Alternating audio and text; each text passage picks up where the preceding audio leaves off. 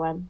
All right, very good. Okay, so you can see in little tiny numbers, you see the 0 axis there between 10 and 11 o'clock. It has a Yes. little 0, and then it goes clockwise. 0, then on the vertical top is 1, and it goes all the way around. 2, 3 is on the horizontal on the right. Then Yes. 4, then 5 is on the vertical at the bottom. Then 6, then 7's the horizontal on the left. And then you get 8. Then when you go to 8, you're back at 0, right? Mm-hmm. Okay, so in the creation sequence, and we're talking about the creation sequence, the process, because it is the same thing as the map of the cosmos, because everything that was created is the structure of everything, right? Do you follow that? Everything, all of these things are not just things that happened a long time ago when Source created creation and now they're not there anymore. Everything is, every time is all simultaneous. All of these, every step of creation is a place. It's a consciousness, and it's a place that we can go. It's a consciousness that we reintegrate and rejoin as we go through that's what ascension is going all the way out to the very edge of creation, turning around and coming all the way back in to Source, where everything is unified. So Source is what? Vast consciousness, endless, eternal, undividuated, undifferentiated field of consciousness, right? And so Source, when Source began creation, it decided to focus its attention. And that beam of focused attention in its vast field of undividuated, there's not a word for it, because if you give something a name, now it is something, right? So we're talking about the field of Source that is nameless, because as soon as you name something, it becomes different than everything else. It becomes a thing. So before anything, when there was no thing, the first thing that came to being was called the first particle. And this happened through Source's focusing of attention. Source is consciousness. You can imagine this happening in the mind of Source. Just like in our mind, we could focus our attention at a point. And that focusing of attention caused a warming to happen, a warming in the substance of the namelessness of Source. That warming made it changed, kind of like when you cook an egg, right? It goes from being a clear goop to a solid white or solid yellow. The warming of Source's focused attention caused a change. And Source, this is where the first particle comes to being, and this is also where you first see the Cathar grid, the 12 points, because that 12-pointed Cathar grid that we'll look at in a minute is the encryption of Source consciousness itself. That's the encryption of Source. And so inside of this sphere, you could think of this point as a sphere, the first particle. Inside of there was these 12 smaller points of the encryption that Source is. So Source's focused attention caused this warming, and Source saw that happen. It looked away for a moment and looked back again. And in that looking away, that field, that circular field that had warmed up, cooled down, and there was a gelling. And that gelled into place that first encryption, that first Cathar grid encryption inside the first particle. It cooled down and sort of froze into place. When Source looked back again, put its attention back there, it carried a little bit of a different, so the first one, when it was creating first particle, it had a desire. It was a desire to create something inside of itself in order to be able to experience itself and look at itself.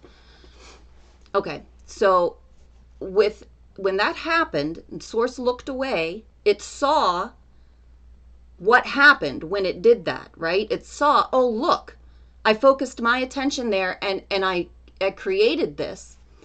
And now on the second particle, now it knows that it can do that, and now it's the intention to create, because it knows that it can. It's a kind of the difference between the thought and the manifest thing. Like, it knows what it's doing this time, and now it's doing it intentionally, right? So it looks back again and it creates a second particle in the exact same place. Now I'm going to switch pictures. Hold on. We're going to look at, I'm switching it on the video here.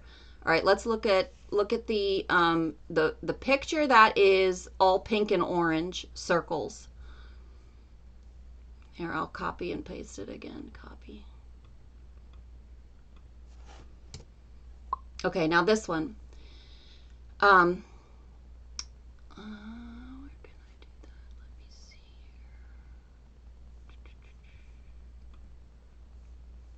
here. No.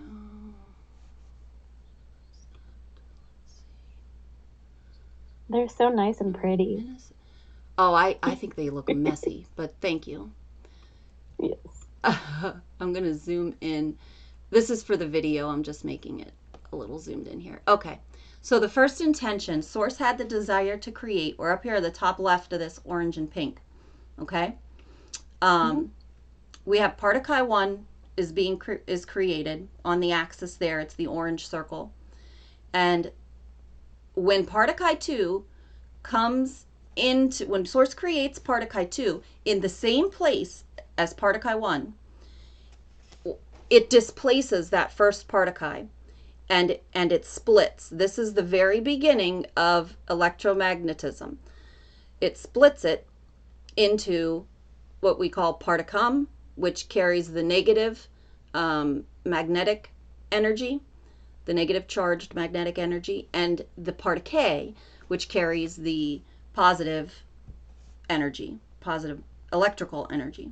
Okay, and this triad, this is called the triad, and it's actually 2 particle, right? It's only 2 particle, but it creates 3 things, 3 fields, and this is called the triad.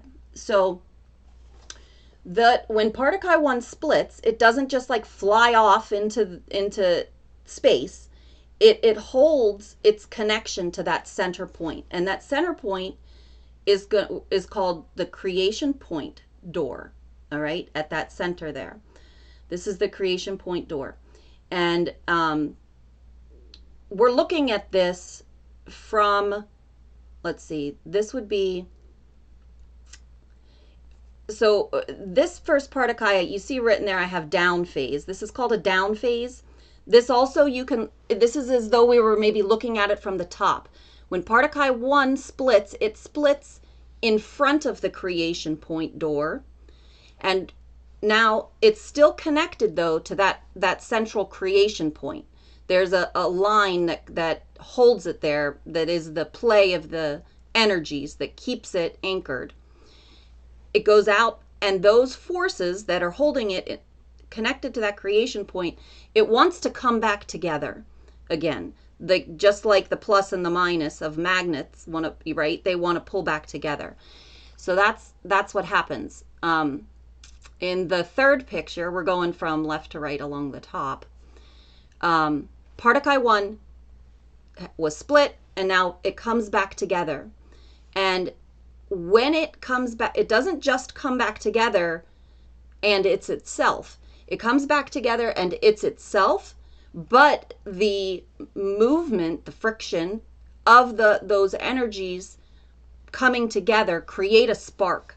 And that spark holds the same quantum as the original particle. So you could look at it as as sort of a replica of itself, but it's same quantum, which is relevant to later. But particle 1 comes back together and creates spark 1. And this spark is called backflows, the backflow spark. So spark 1, you can see when it comes back together there, it actually hits the creation point door. And when that spark hits the creation point door, it sparks it to open. And particle 1 and that first spark travel back through the creation point back to source. And then source turns around and sends it back out again. That's called backflow return. So spark 1 goes back, spark 1 and particle 1 go back to source, and then source sends it back out again via backflow return. Now we're on picture 4. When it comes back out, particle 1 is now going to split particle 2. Okay? And particle 2 is going to split, but it's going to split in the other direction. It's going to split up. Or you could say behind the creation point door. And this is the difference. This is where we get the beginning of the differentiation between atmic and etheric energies. Is the direction, the relative direction to the creation point door. The energies behind creation point door are always going to be more associated with the etherics, the spirit body, the feminine magnetic energies, all of these. So now particle 2 is split up, and it's going to do the same thing. It's going to come back together, and it is going to spark. Okay, and I'm just going to go a little faster through the rest of these, but this is the beginning. This is where perpetual life, eternal life, perpetual motion, eternal life begins. This phasing of the two particle that are constantly going from, they're constantly making those triads up and down, going back and forth and sparking and building. And now we're having this quantum expansion start to happen. And every time it comes back together, it makes a spark that holds the same quantum of itself. So on picture number 5 here, we have particle 2 comes back together. It makes the backflow spark 2. So now we have particle 1 at the center, spark 1 down below it, and then above it or behind it, the creation point door, we have particle 2 back together with its spark. Okay, that is going to go then back to source, come back out, and split particle 1 again. This happens now when, just notably, when spark 3 from the second phasing particle 1, when it comes out, it has a little problem because the spark number 1 is sitting in the place where it wants to go. And what happens here is the beginning of how we get the rotational geometries. So what happens is it shifts them both, and you can see that in the last picture there, where you can see 3 sparks. Spark 1 goes to what would be the right, and spark 3 goes to the left at that same 45-degree angle that the particle splits on. Those 2 sparks both kind of shift 45 degrees and end up at a 90-degree angle to each other. So now when particle 2 splits and comes back together for the second time, we're about to make spark 4, and something different happens here. So all throughout the creational cycles, you'll see that there's always a period of building quantum, and then there's a threshold that gets met. When a certain quantum threshold is met, it causes something different to occur than just the creation of more quantum. So this is the first one of those moments in the creation. So when the 4th spark is created, the the quantum interaction that happens there causes the whole thing, all the sparks and particuli, to pull into the center. And this is sort of like a crystallization that happens, okay? It pulls into the center, and it's under compression and heat. And it causes the crystallization in a specific way. So particuli 1, so we have 6 total, right? We have 4 sparks and 2 particuli. Total of 6. So particuli 1, particuli 2, and spark 4 crystallize. Sparks 1, spark 2, and spark 3 crystallize. And this is where we have the creation of what's called the Kusha crystal and the Kasha crystal. And these 2 crystals are in the same space at the same time, but they're differentiated because they're spinning opposite. So Kusha spins clockwise, Kasha is counterclockwise, but in the same space, both at the center on opposite spins. Okay? You with me? Turn on. Okay. Now, if you go back to this, we're going to call this the octant clock. That the first diagram that we looked at with that's the circle with the 8 sections. Mm-hmm. Everything that we just talked about happens before the 0 axis. We're talking about the very first creation sequence. It actually happens what would be the -2 and -1 axis. It would, like where the 6 and 7 are. This is all happening. The 0 axis is where the triad is created. Okay, and then the very first, so the next section between 0 and 1 is where spirit body's created.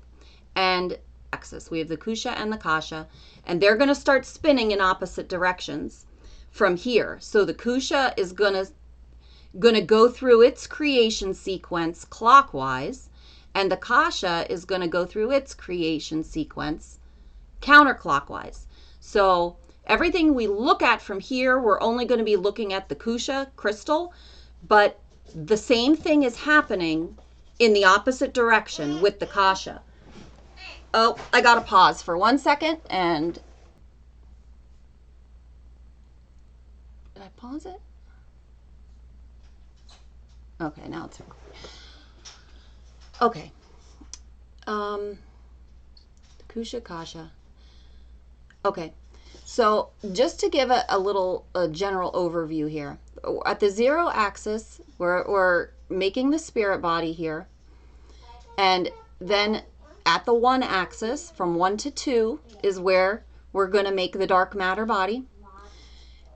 And then here, it's here at axis 2 where the Akasha Aya is created. The first Akasha Aya. The Akasha Aya is the top structure of the Stairway to Heaven. So let's look at, are you, okay, at my share screen? That's where we're going to go to my share screen for a minute over here.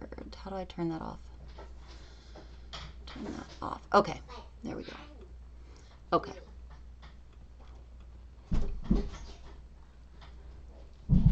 So here at the personal inner stairway to heaven of the Yukatharista body, this Yukatharista body here, level over here, it says level 4 Akasha Aya Christ body.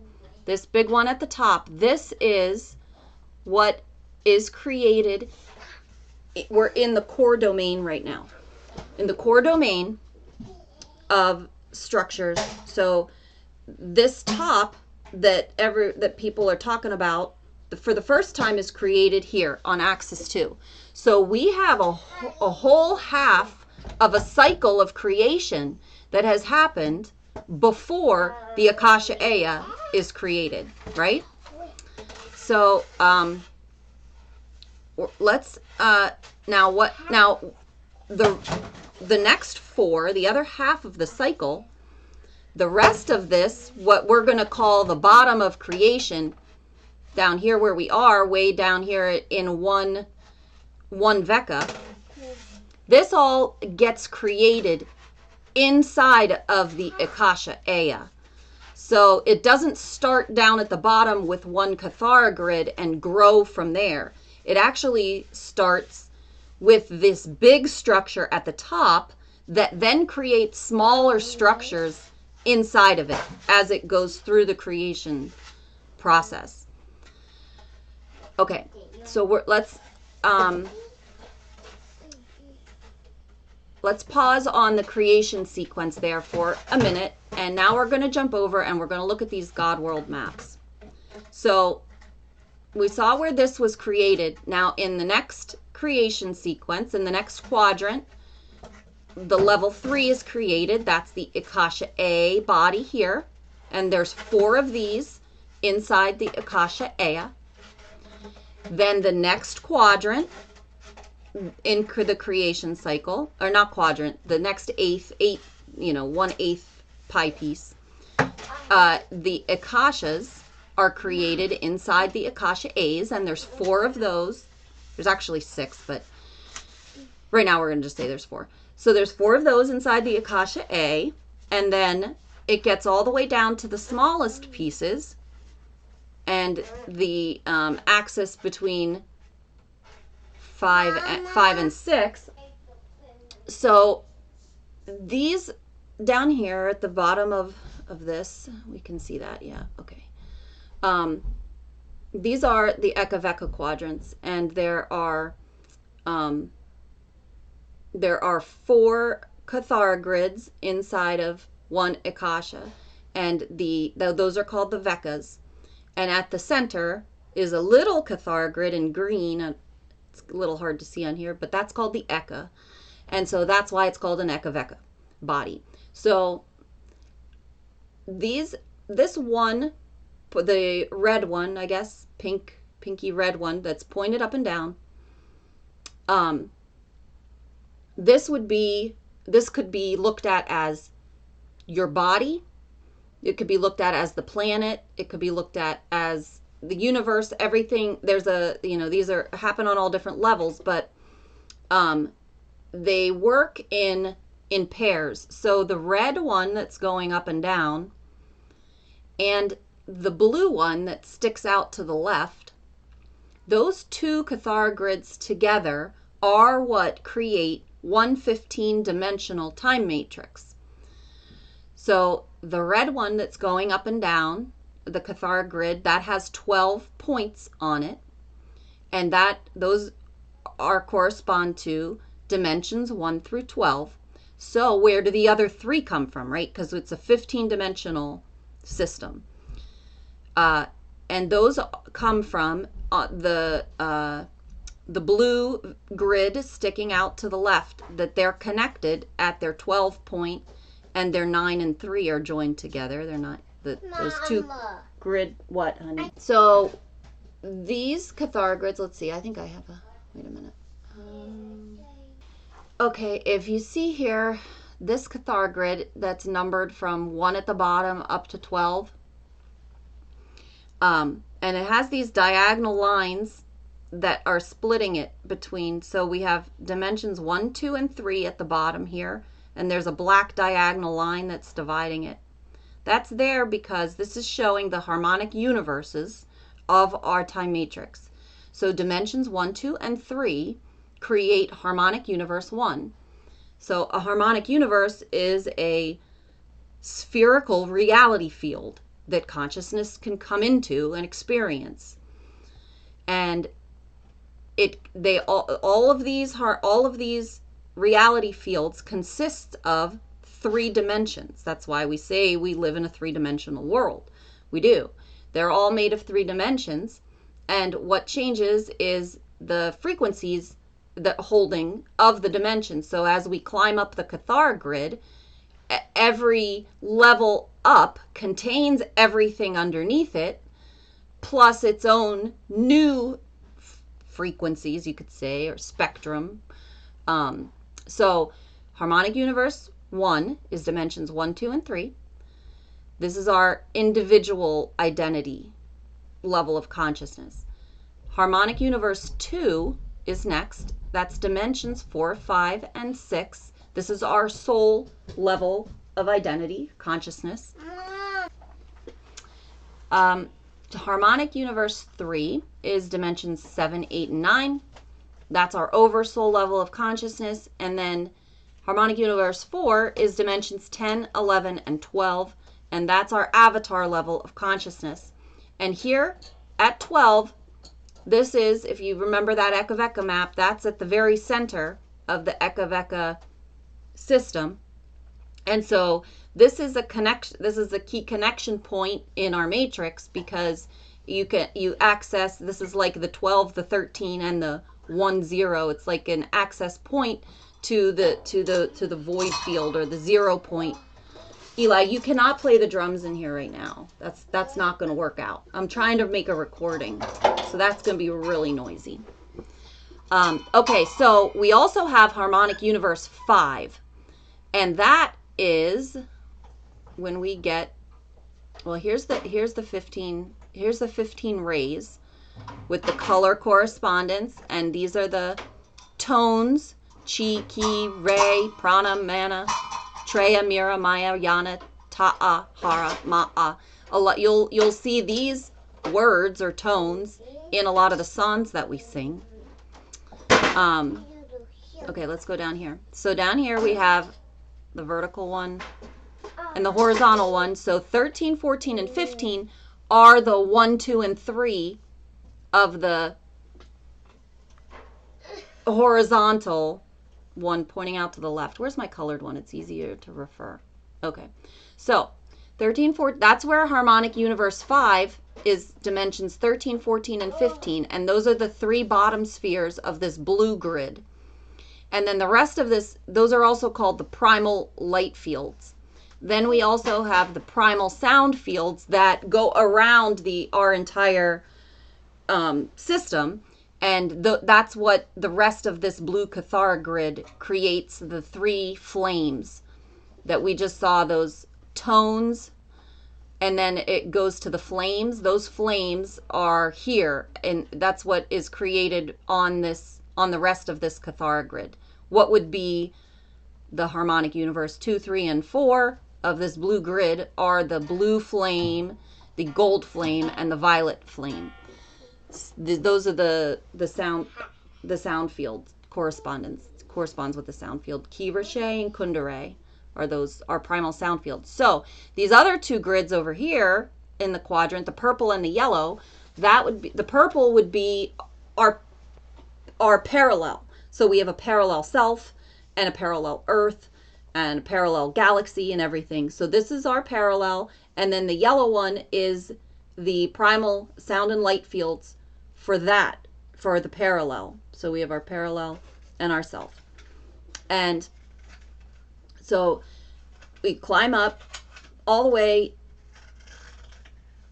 There's 4 of these. In the Akasha goes around the whole thing. And the Akasha, so at the center here we've got flames, okay? We have flames at the center. We have flames all over the place, but there's flames at the center points of each Cathar grid, and then there's flames at the center of the structure. And the flame body techniques that are done in the freedom teachings are working with the flames of this level here, the Akasha and Akasha A. These are the flames at the center. So as we look at the structure of creation, we're going to see that the flame body work is not really very close to the highest levels of frequencies that we're able to work with right now. It's really pretty far down on the map, actually. So we're up here to the Akasha Aya, and let's go over here for a second. Look at the rest of the maps. Let me find the right. Okay. So here's written out in words. One Eka-Veka system is 115 dimensional time matrix. Actually, it's 2. but the parallels of each other, right? Then there's 12 ekavekas in one akasha, 12 akashas in one akasha A. Then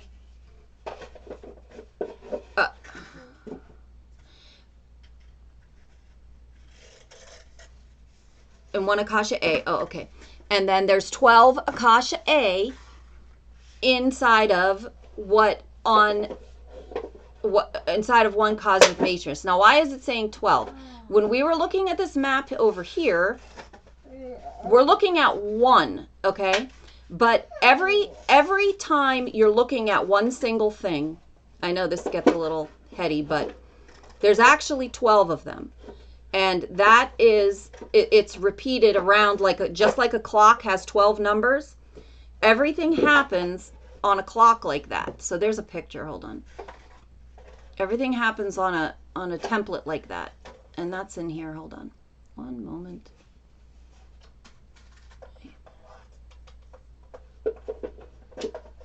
I want to go to the spirit body. And this has to do with the Kusha and the Kasha crystals that we talked about. That's where these are created. That's the very seed center of the spirit body. Oh, here we go. Is that the best one? Let's see. Okay. So right now, what we're talking about here, okay, this horizontal line you could call a vector. Okay, and when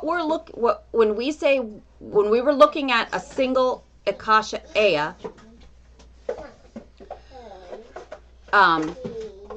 we're looking at that entire stairway to heaven. Okay, that exists in. Okay, do you see these 7 circles that go across the front? There's the center circle on the 0-point creation door, and then 3 that go to the left and 3 that go to the right. Each of those 7 spheres is what's called a domain, okay? So that entire stairway to heaven, from the 15-dimensional time matrix all the way up to the Akasha Aya, one of those stairways exists inside of every one of these spheres, okay? This is the core domain in the center, and we're going to move, if we're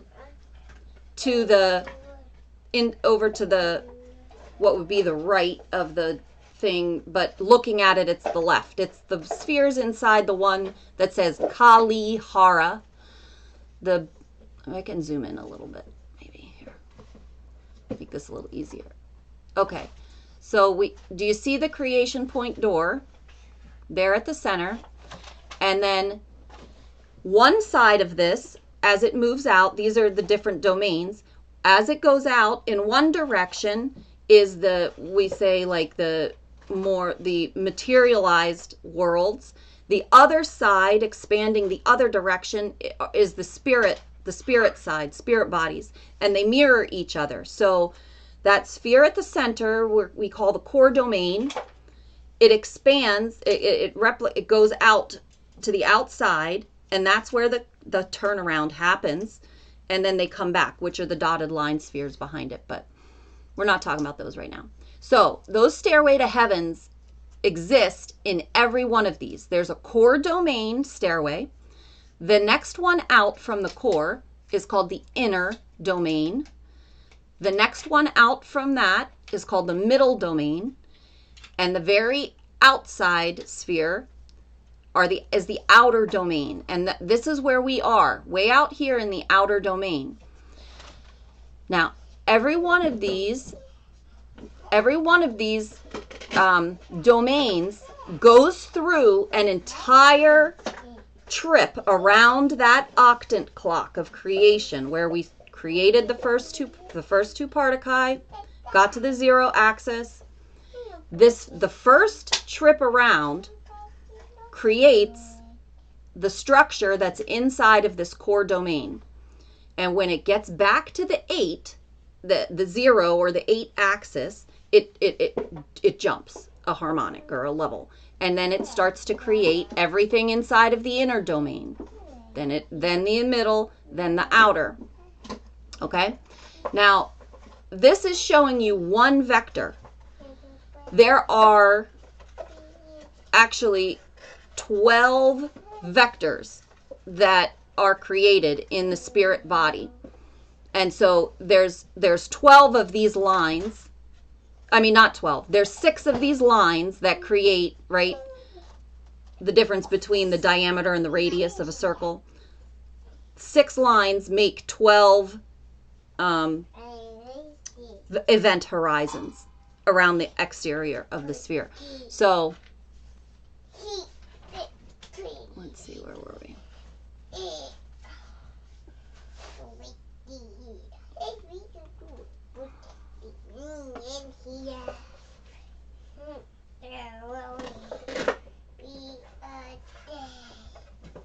Let's go back. Where were we? There. Here. Okay. So that's why it says 12. There's 12. That was my point. So one cosmic matrix.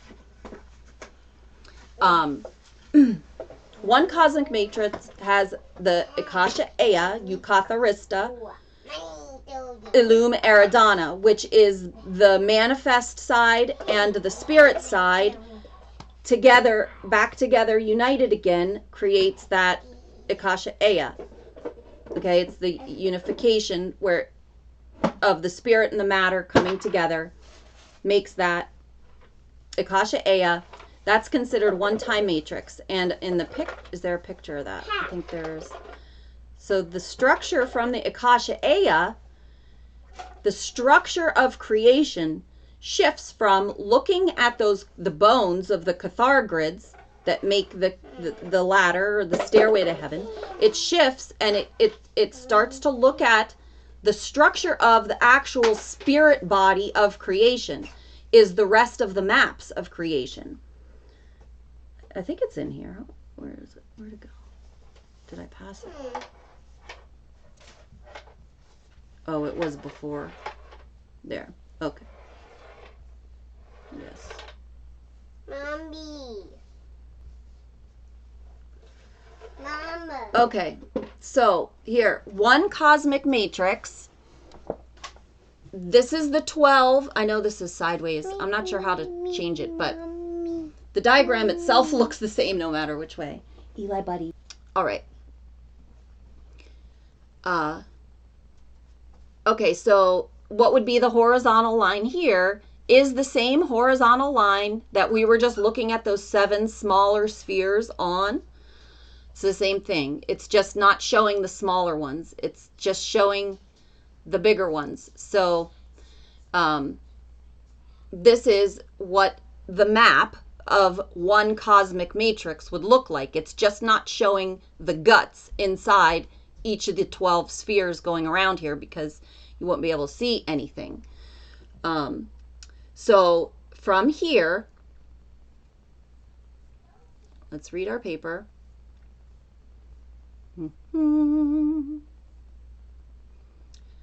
We put 6 of those together to make one cosmic cluster. Okay, then 2 cosmic clusters is 1 cosmos. I'm going to go up to these pictures.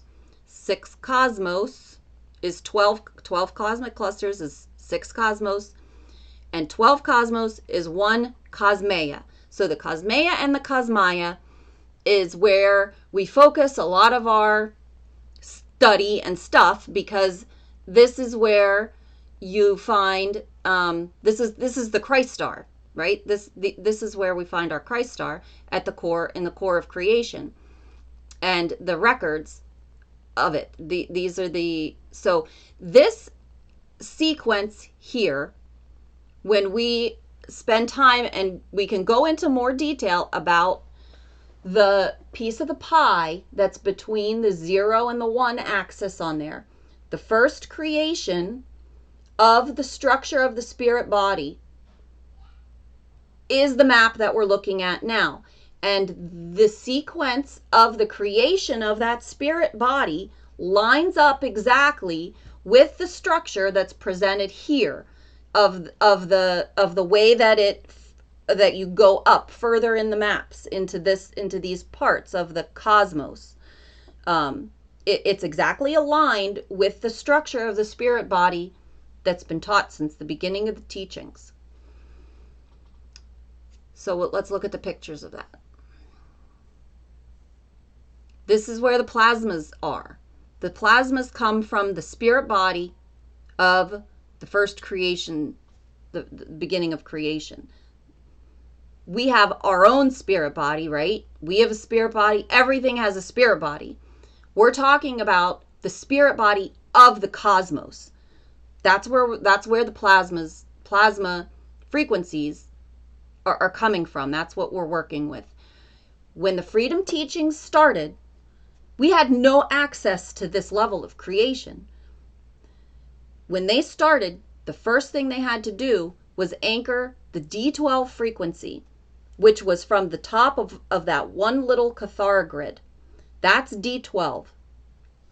That's what you work with when you use the Maharic shield. That's what you're working with, that little 12-dimensional frequency. And then when you use the Akasha sign, you're working with the Akasha frequencies. We looked at the Akasha, right? And so these teachings expanded vastly over 15 years. And as they climbed, they did a lot of work. And they opened one level after another to get these next higher frequencies, next ones. And when they got to the top, or the core of the Christ star, the Christ star itself spans both external and internal. You get to the internal, what's referred to as internal creation, happens when you get to the core of the Christ star, and it holds all of external creation in its body, and then it's able to connect to the internal. So it's like a bridge. It's like the bridge between them. But I'm sorry. Let's look at these. So this was the cosmic matrix, right? One cosmic matrix, and six cosmic matrices inside of one cosmic cluster, 2 cosmic clusters or 12 matrices in one cosmos. These are all probability domains. Okay, then that's the same. That's this, but just a closer up picture of it. So it says up here there's 576 outer probability domains. Those are all the circles that are made around here, around the outside. And then the 288 central actuality domains, those are the inside. So I don't know if you know the structure of the ruche that also uses 12 spheres, but it has the center point, and then it has four spheres that are like closer to the center, and then each of those 4 divide out, and so there's 8 around there's like an outer circle of 8, and then an inner circle of 4, and then there's the center. That's where that's the 576 would be related to the outer 8, and the 288 would be related to the inner 4. Probably 576 is probably double 288, because 288 because 8 is double 4, right? So that's where those are. But here it is right here. So these 4 spheres that touch this says Ayaru field, eternal womb. Those 4 spheres that touch the outside of that central one, those are the those are the 4 inner points of the ruche, and then there's 8 on here that go around the outside. What is this? 1 Cosmea cluster, eternal life matrix. So the Cosmea cluster looks just like the ruche, or the monad. The monad, it has to do with the spheres that form on it, and the ruche is the bones. You could say is the bones of it, and the monad are the spheres that form on top of those bones, on top of those lines. 1 cosmos. Okay, now there's always something at the core. So these pictures, see how there's a white circle here? It's showing you the structure of all of this and not what the structure in the core here is. That inner circle is blank, and that's blank because it's trying to just talk about this. This is the outer, this inner circle has a different name. It's called something. And that's what we get into down here. So where's the picture of the code? This is the Alaria Rashatan, right? The feel good code where the elemental flows. These pretty lines are the flows of sparks.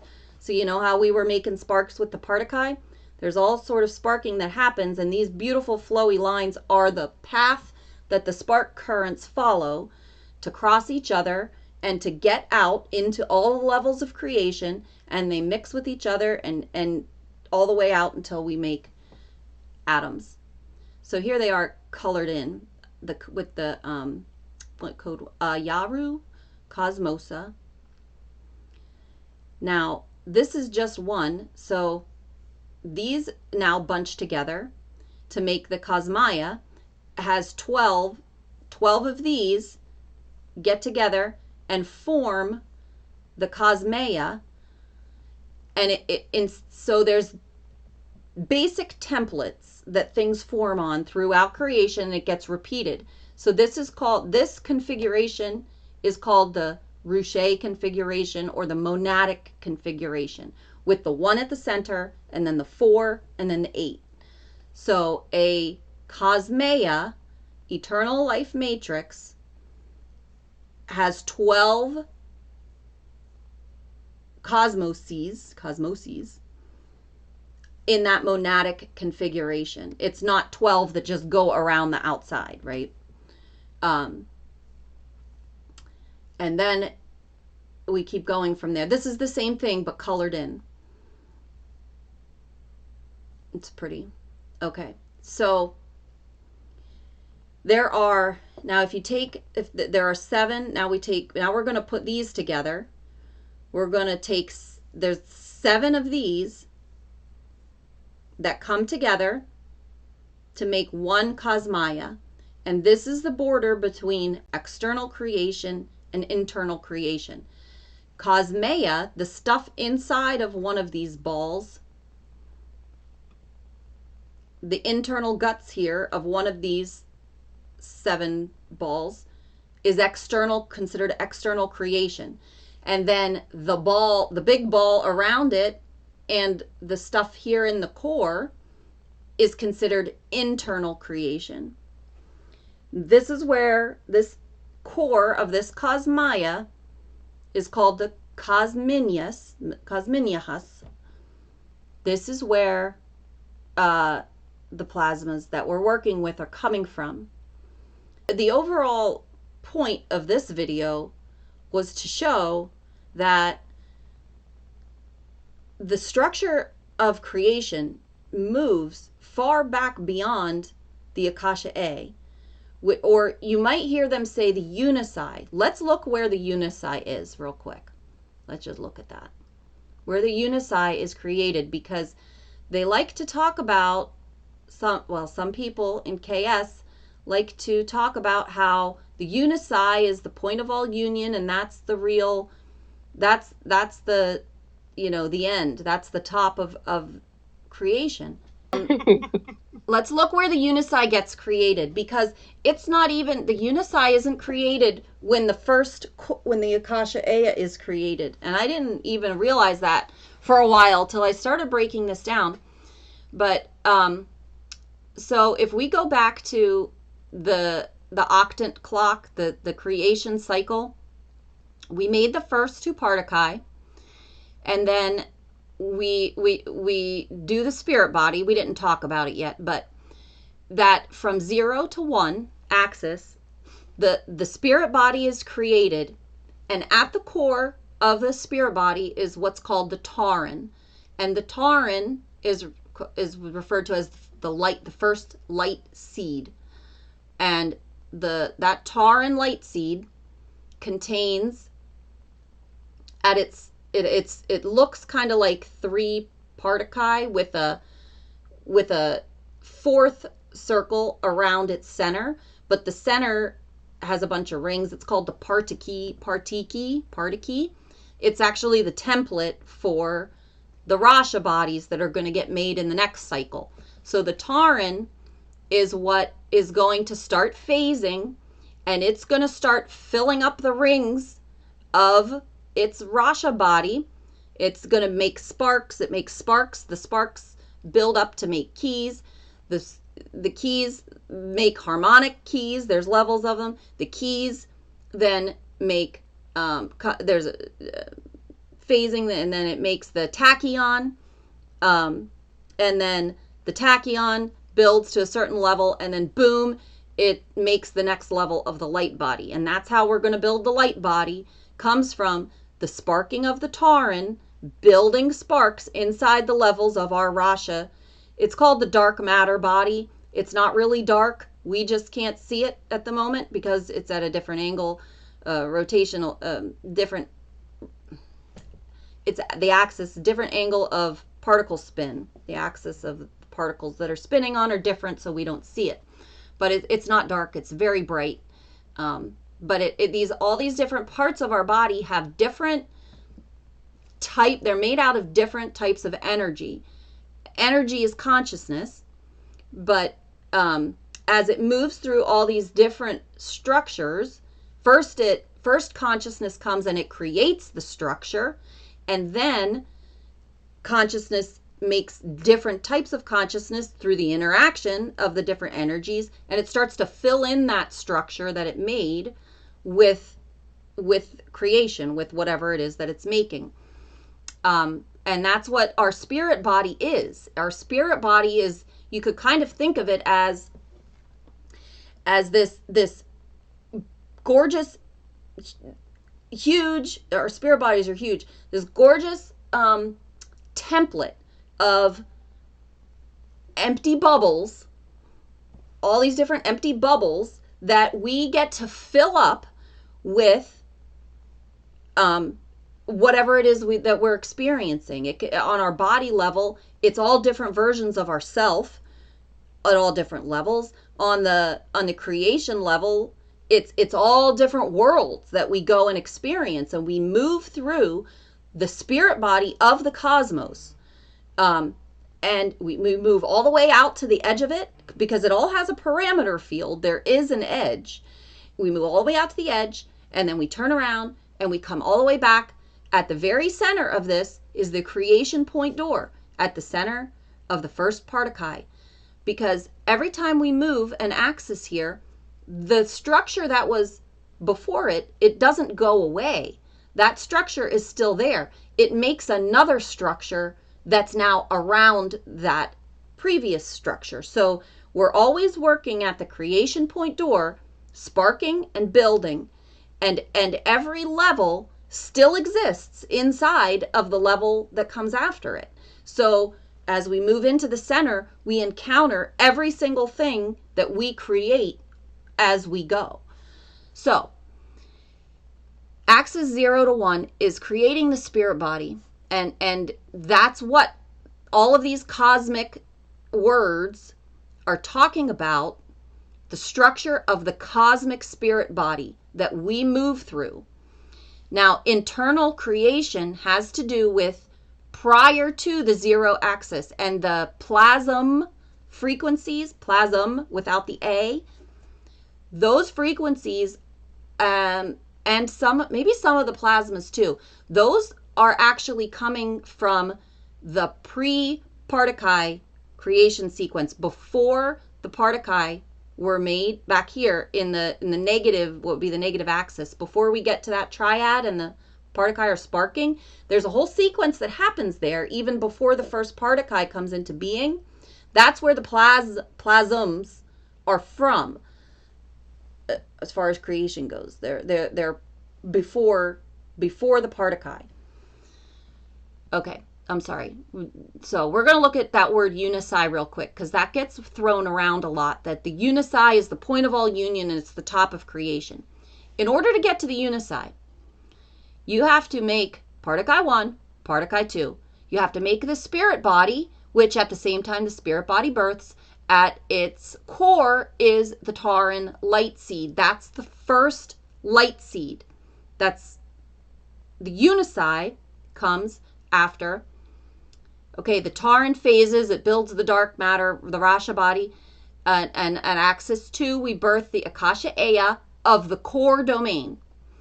Okay, and now from 2 all the way over to 7, we have the Tauran phasing, and it's actually building, there's an inner light body and there's an outer light body. The outer light body is the Akasha Aya, the Akasha A, the Akasha, the Ekaveka's outer light body. The inner light body has to do with the Tauran creating the dyad, creating the myad, creating the monad, creating the Amareya 48. That's the flame, the Amareya flame. That happens down here on axis 5. And then the Adon, then the Edon, and then so then we're back at 8. So where's the unisi? It doesn't come. The unisi is the seed atom of the inner domain, which is not the one, that core domain at the center. The inner domain is one ball out from there. When we were looking at those 7 balls stretched out on a horizontal axis, there's the core at the center, and then the inner domains are the first step out from there. So the unisi is created actually what would be like axis 9, which is the second time we get to axis 1 up here at the top. The Tauran is the first light seed. The unisi is the seed atom, is the next light seed. After you make an entire cycle and go back around again at what would be like the number 9, then that's where the unisi is born. So I don't know. It seems pretty clear to me that that would not be the ultimate top of creation, because look how much came before it.